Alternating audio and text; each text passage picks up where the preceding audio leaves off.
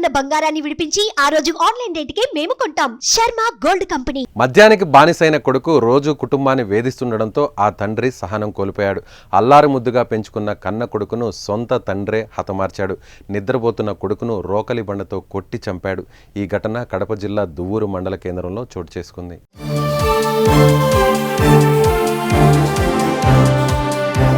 కడప జిల్లా దువ్వూరు మండలం కానగూడూరు గ్రామానికి చెందిన మాబూ షరీఫ్ కుటుంబంతో నివాసం ఉంటున్నాడు. ఈ నేపథ్యంలో కొడుకు హుస్సేన్ బాషా మద్యానికి బానిసయ్యాడు. చెడు వ్యసనాలకు అలవాటు పడిన హుస్సేన్ రోజు మద్యం తాగి వచ్చి కుటుంబ సభ్యులను వేధించేవాడు. ఇలా రోజులు గడుస్తున్నా తండ్రి ఎన్నిసార్లు మందలించినా కూడా కొడుకు ప్రవర్తనలో ఎలాంటి మార్పులు రాలేదు. పైగా అతని వేధింపులు రోజు రోజుకు తట్టుకోలేనంతగా మారిపోయాయి. దీంతో ఎలాగైనా కొడుకును అడ్డు తొలగించుకోవాలని తండ్రి భావించాడు. అనుకున్నట్లుగానే ఆ రోజు కూడా కుమారుడు హుస్సేన్ ఫుల్గా మద్యం సేవించి ఇంటికి వచ్చాడు. అలా ఇంటికి వచ్చిన అతను కుటుంబ సభ్యులతో వాగ్వివాదానికి దిగి కొద్దిసేపటి తర్వాత నిద్రలోకి జారుకున్నాడు. ఇక అదే అదునుగా భావించిన తండ్రి పక్కనే ఉన్న రోకలి బండతో హుస్సేన్ తలపై బలంగా కొట్టాడు. దీంతో హుస్సేన్ గట్టిగా కేకలు వేయడంతో అక్కడికి చేరుకున్న స్థానికులు అతన్ని హాస్పిటల్కు తరలిస్తుండగా మార్గం మధ్యలోనే మృతి చెందాడు. ఇంకా సమాచారంతో ఘటనా స్థలానికి చేరుకున్న పోలీసులు కేసు నమోదు చేసి దర్యాప్తు చేస్తున్నారు.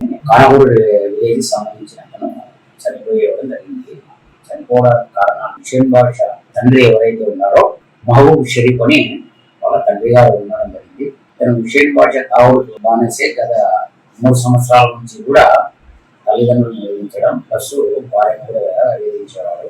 ఇతను ప్రేమించి చేసుకోవడం జరిగింది.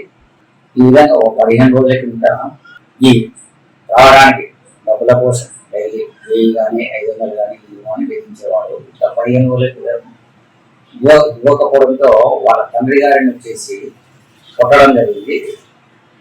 ఆ క్రమంలో వచ్చేసి వాళ్ళ తండ్రి దీనిపైన కక్ష పెట్టుకొని ఈరోజు పెన్షన్ డబ్బులు కూడా తండ్రి గారు ఇవ్వమని అడగగా ఈరోజు 10:30 గంటల సమయంలో తాగి వచ్చి అడగడం జరిగింది.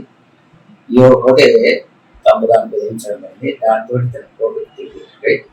లోకల్ బడి తీసుకుని వాళ్ళ ఇంట్లో లోకల్ బడి తీసుకుని వాళ్ళ కొడుకుని కొట్టడం, తల మీద కొట్టడం జరిగింది. తల మీద కొట్టగా వాళ్ళ భార్య రావడం జరిగింది. సివియర్ ఇంజరీస్ తోటి హాస్పిటల్ తరలించడం జరిగింది. అక్కడ హాస్పిటల్లో డాక్టర్లు పరిశీలించి చనిపోయినాడని తెలిపారు.